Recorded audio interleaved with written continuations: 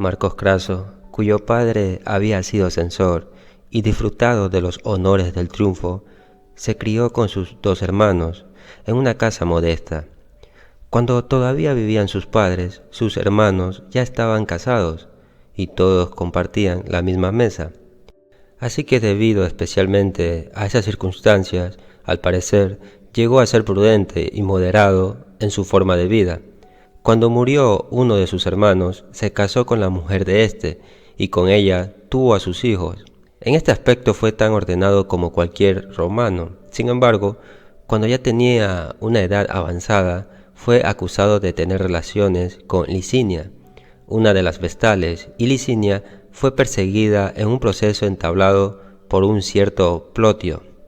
Craso la frecuentaba y le dedicaba atenciones porque quería adquirir a bajo precio una bella propiedad que ella poseía en un suburbio, y por esa razón se atrajo aquella sospecha, pero se defendió de la acusación de seducción, apelando de alguna manera a su codicia, y los jueces lo absolvieron. Por lo que respecta a Licinia, no la dejó hasta que se hizo con su propiedad. Se considera que la mayor prueba de su codicia era la magnitud de su patrimonio y el modo en que lo adquirió. En efecto, al principio no poseía más de 300 talentos y luego, durante el consulado, consagró a Hércules el 10º de sus bienes, ofreció un banquete al pueblo y de sus propios fondos procuró a cada romano una provisión de grano para 3 meses. Sin embargo, cuando él mismo hizo una estimación privada de su patrimonio antes de la expedición contra los partos, se encontró con una fortuna de 7.100 talentos. Marcos Craso vivió en la misma época que Pompeyo, César y Cicerón, y fue uno de los mejores oradores públicos de Roma. Tenía conocimiento en historia y formación en filosofía, ya que sentía una inclinación por las doctrinas de Aristóteles.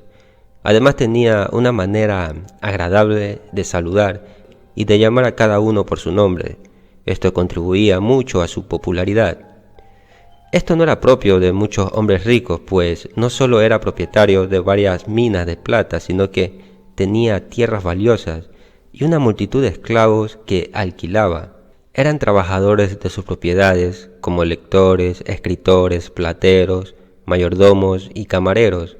A estos siempre los educaba, pues consideraba que era deber de un amo asegurarse de que sus sirvientes recibieran la instrucción adecuada en sus diversas ocupaciones. Cuando Cinna y Cayo Mario tomaron el poder, el padre y el hermano de Craso fueron asesinados. De esta manera Craso fue considerado insignificante y logró escapar, pero sabía que vivía en tiempos difíciles y peligrosos, y por eso, llevándose consigo a 3 amigos y 10 sirvientes, huyó a España, donde había estado con su padre, y se escondió en una cueva a orillas del mar. Esta cueva pertenecía a un hombre llamado Vivio Paciano, quien se alegró tanto de saber que el joven Craso estaba a salvo. Craso vivió en aquella morada durante 8 meses, provisto de comodidades y lujos que le enviaba regularmente el amable Paciano, cuyos sirvientes nunca lo vieron ni supieron a quién servían. Luego llegó la noticia de la muerte de Cinna y entonces Craso abandonó su escondite y se unió al ejército de Sila, donde sus servicios fueron muy valiosos, pero Craso tenía 2 graves defectos: era avaro y codicioso. Por eso, cuando Pompeyo fue honrado con un triunfo, se enojó mucho porque él no tuvo ese privilegio. Y un día, cuando un ciudadano anunció que ahí viene Pompeyo el Grande, Craso preguntó, con risa desdeñosa, ¿qué tan grande es? La habilidad de Pompeyo para la guerra era tan impresionante que Craso pronto se dio cuenta de lo inútil que sería competir con él. Por eso se dedicó a los asuntos de Estado y llegó a ser muy influyente. Era ambicioso y codicioso, como hemos dicho, pero no malintencionado ni perverso, y siempre estaba dispuesto a servir a quienes lo necesitaban.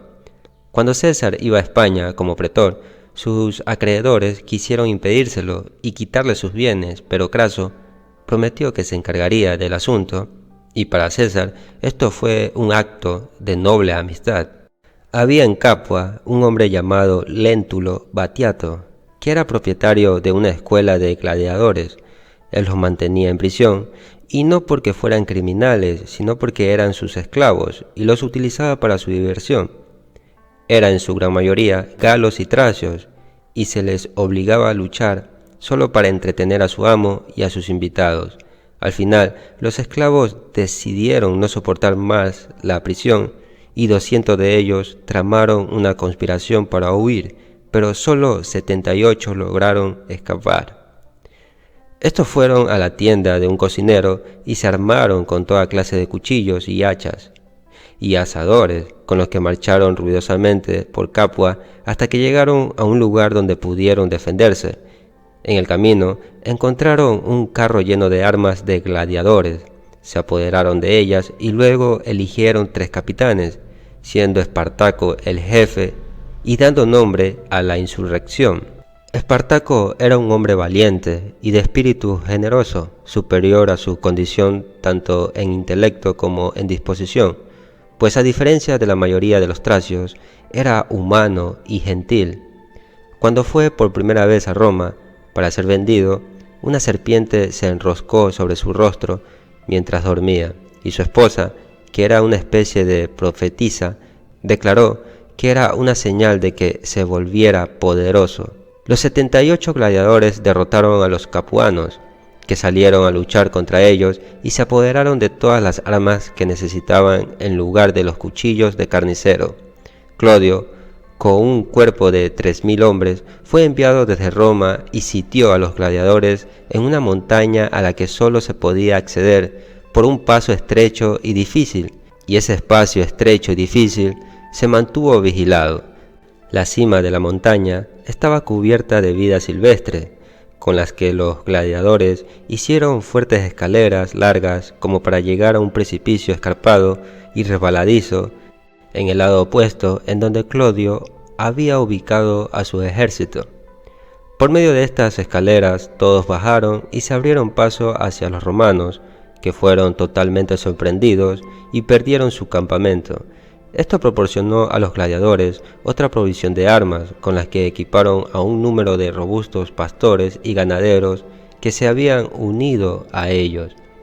En Roma se enviaron otros pretores, pero Espartaco los derrotó a todos y su nombre empezó a ser motivo de terror en Roma.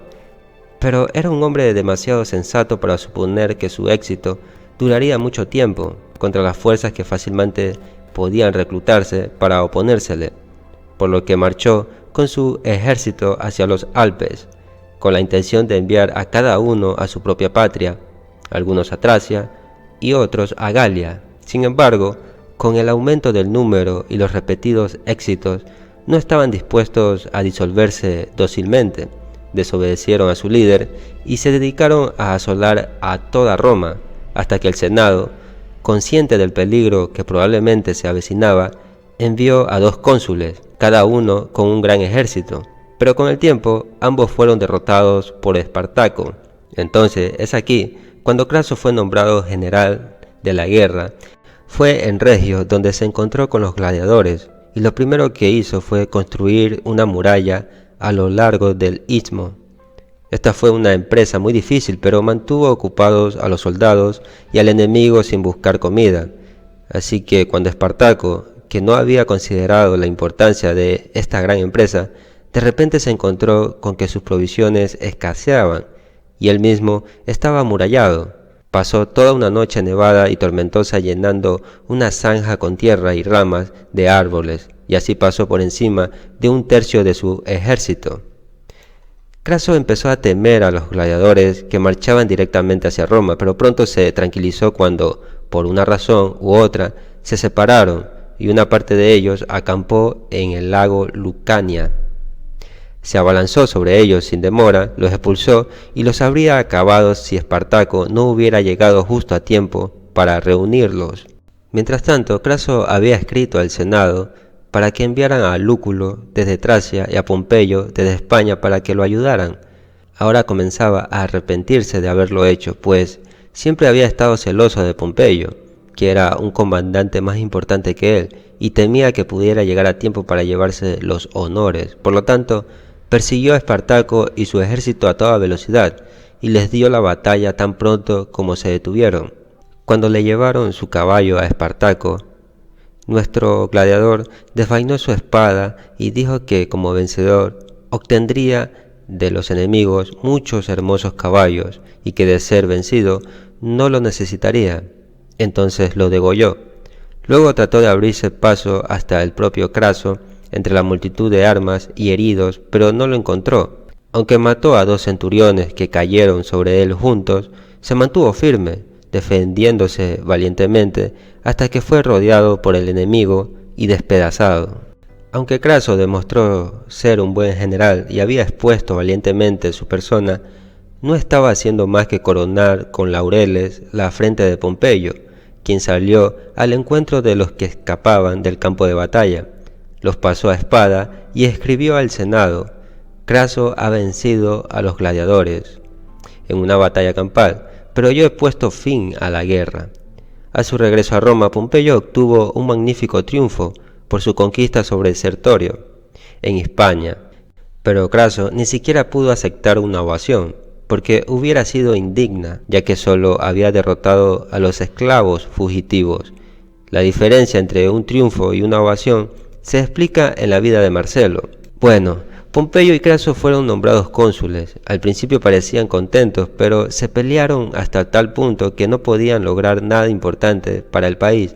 Pero Craso, para aumentar su popularidad, ofreció un gran sacrificio a Hércules, que era un agasajo a la gente en 10.000 mesas, y le dio un suministro de trigo para 3 meses.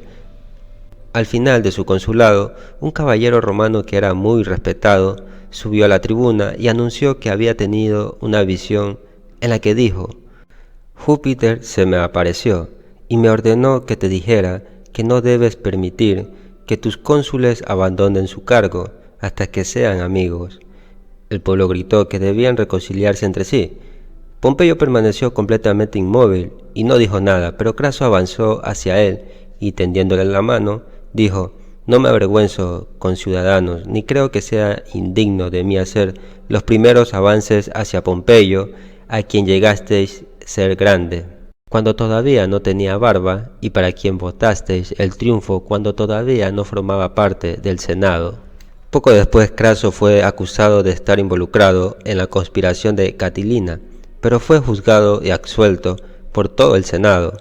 Se trataba de un complot para quemar la ciudad, y cuando el Senado lo investigó, naturalmente no pudo creer que un hombre que poseía tantas propiedades como Craso pudiera desear destruirla. Llegamos ahora a la última escena de la vida de Craso. Él y Pompeyo no eran realmente amigos, aunque se habían estrechado la mano para complacer a una asamblea del pueblo. Así que cuando César regresó y quiso presentarse como candidato al consulado, se las arregló para reconciliar a los dos, porque conocía la importancia de su influencia. Una vez logrado esto, formó la famosa liga comúnmente llamada el primer triunvirato, y ese fue un día triste para la libertad del pueblo romano. César ganó mucho con esta alianza, pues le ayudó a llegar a lo más alto de la escalera de la fama. Pompeyo aceptó porque amaba el poder, Craso porque adoraba el oro y vio una manera de aumentar los millones que ya tenía. Así pues César fue elegido cónsul, y por medio de la persuasión y la fuerza los otros dos se asociaron a él. Pompeyo fue designado para el gobierno de España y Craso para el de Siria, pero esperaba extenderlo a la India y a las mismas costas del Océano Oriental, no por la fama sino por las riquezas. En un principio se propuso atacar a los partos, pero estos habían sido amigos de Roma, por lo que el pueblo se opuso y no lo dejó marchar hasta que Pompeyo, cuya influencia era grande, actuó como escolta. Incluso entonces, un tribuno del pueblo llamado Atello lo encontró en la puerta y trató de detenerlo por la fuerza, pero al no lograrlo, corrió a buscar un recipiente con brasas encendidas, sobre las que esparció incienso e invocó las más horribles maldiciones de ciertos dioses extraños y terribles sobre las cabezas del ejército. Una imprecación de este tipo rara vez se usaba, y estaban seguros de ser desdichados por estas maldiciones. Por lo tanto, el tribuno Atello fue muy censurado por su temeridad. Pero Craso no se dejó detener, así que se hizo a la mar y tras un viaje peligroso y tormentoso, llegó a Brindisi, desde donde se dirigió a Siria. Los romanos encontraron poca resistencia porque no los esperaban y ocuparon la mayor parte de Mesopotamia. Pero entonces Craso cometió un error fatal. En lugar de aprovechar su éxito y conquistar la Gran Babilonia, se limitó a fortificar las ciudades y regresó a Siria para pasar el invierno. Allí se le unió su hijo Publio, que César envió desde la Galia al frente de 1000 jinetes electos. En lugar de dedicar el invierno a disciplinar a su ejército como debía haber hecho un general, Craso dedicó su tiempo a investigar los ingresos de las ciudades y a buscar los tesoros que encontró en el templo de Hirápolis, del que se decía que era el más rico del mundo. En la primavera volvió a salir al campo con un ejército espléndido, pero una parte de él, encabezado por el cuestor Casio, intentó disuadirlo de seguir adelante, sobre todo porque los adivinos decían que todos los signos eran desfavorables. Mientras cruzaba el río, se desató una terrible tormenta, acompañada de terribles truenos y relámpagos, y parte del puente quedó destruido. El lugar que había marcado para su campamento fue alcanzado 2 veces por un rayo. Un caballo de guerra saltó al río y se ahogó con el jinete, y cuando el águila que iba delante se puso en orden para la marcha, se dio la vuelta por sí sola. Estos y otros malos presagios tuvieron un efecto deprimente en el ánimo de los romanos y se acentuó cuando Craso dejó caer las entrañas del animal que estaba sacrificando. Sin embargo, su presencia de ánimo no lo abandonó y dijo sonriendo: «Mirad lo que es ser viejo, pero os prometo que mi espada no se me escapará de las manos de esta manera». Después de cruzar el río, Craso se encontró con un jefe árabe astuto y malvado que lo llevó a la ruina. Este hombre manifestó tanta amistad por los romanos y los aduló hasta tal punto que Craso creyó en él y le permitió convertirse en su guía porque conocía muy bien el país. El traidor, llamado Adgar, lo guió por un camino llano y fácil al principio, pero después de un tiempo se adentró en un desierto arenoso, donde no se veía ni una gota de agua ni vegetación. Apenas se descubrió la falsedad, el árabe escapó durante la noche. Las tropas estaban agotadas por la larga y agotadora marcha y casi exhaustas por la sed, y de repente fueron atacados por las fuerzas partas al mando de Surena, un hombre de alta posición y uno de los comandantes más notables de su época. Craso estaba tan consternado por la repentina llegada del enemigo que apenas pudo disponer adecuadamente de su ejército, por lo que tuvo que hacer cambios. Los partos avanzaban llenando el aire de un estruendo terrible y de fuertes bramidos, pues tenían instrumentos revestidos de cuero y rodeados de campanillas de bronce, que hacían sonar continuamente porque la experiencia les había enseñado que nada perpetuaba más al enemigo que los lúgubres ruidos que producían. Además tenían una manera peculiar de avanzar y retroceder según las necesidades, disparando constantemente sus formidables flechas y atrayendo al enemigo tras ellos a su antojo. Craso pronto se enfrenta al desastre, su avaricia le vence y trata de apoderarse de las ciudades más ricas.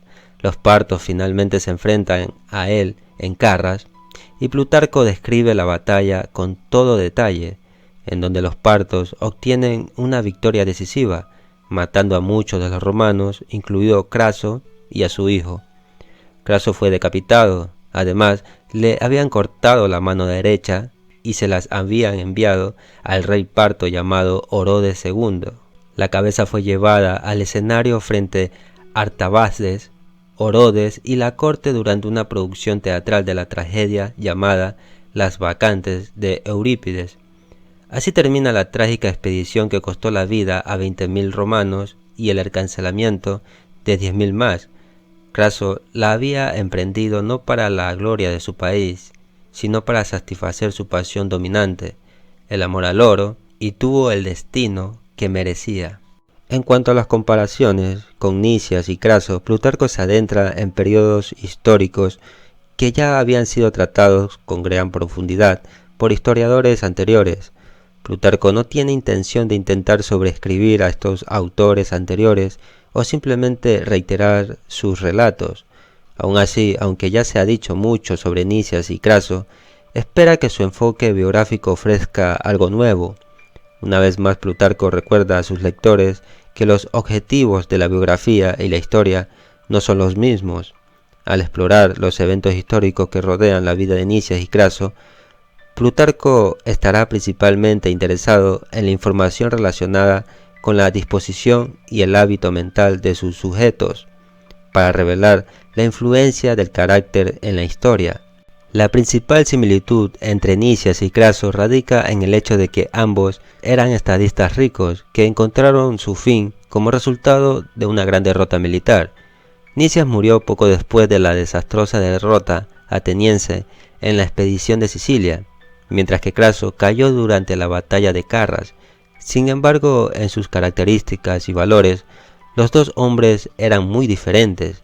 Nicias era un hombre profundamente piadoso, conocido por su cautela, mientras que Craso era deshonesto y ambicioso. Aunque los historiadores conocen mejor a Nicias y a Craso por sus fracasos, Plutarco intenta profundizar en sus relatos biográficos. La excesiva cautela de Nicias, por ejemplo, es vista por Plutarco como su mayor debilidad, pero también como fortaleza de su grandeza, una cualidad que le permitió contrarrestar la influencia del imprudente Alcibíades. Del mismo modo, si bien la codicia y la deshonestidad de Craso fueron defectos importantes, también tenía muchas virtudes valiosas, entre ellas su generosidad y su erudición. En cierto modo, las biografías de Nicias y Craso, escritas por Plutarco, muestran las dos figuras públicas que hicieron lo mejor que pudieron con lo que tenían.